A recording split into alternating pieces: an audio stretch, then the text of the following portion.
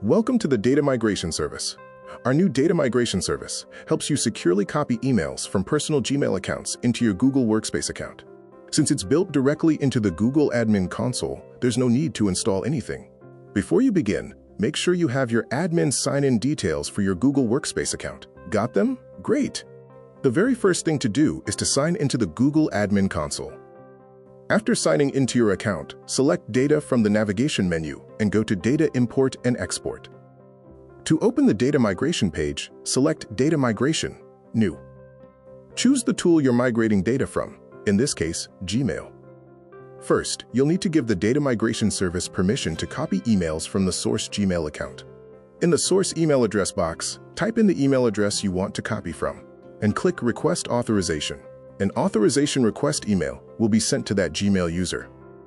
Ask the Gmail user to open their mailbox and find the email with the subject Data Migration Service, Request for Authorization. They'll need to click on View Authorization Request to open the request. Click on Authorize. Choose the source Gmail account. Click Continue. And then select the permission to view your email messages and settings and click Continue. The request is now approved. You can always deny a previously approved request. Keep in mind that the request is only valid for 24 hours. If you fail to authorize it within that time, you'll need to ask the administrator to resend a new request. Once the user has authorized, open the migration service again and click Verify Authorization. You will see a connected status. Note that the tool automatically removes authorization if you click on Disconnect. Next, specify the Google Workspace account where the emails should be copied to and click Save. The tool lets you easily search from the list of existing users in your Workspace account. If the user is not already added to the Google Workspace account, please add them before proceeding further. Okay, it's time to decide exactly what data you want to copy. You can select a specific start date from which emails will be migrated. You have the choice to copy spam and deleted emails, or even exclude specific email labels. Once you are set, click Save. Great! Your setup is complete, and you're ready to run the migration service. Click the Start Migration button to begin copying your data. You'll be able to watch the progress right on your screen.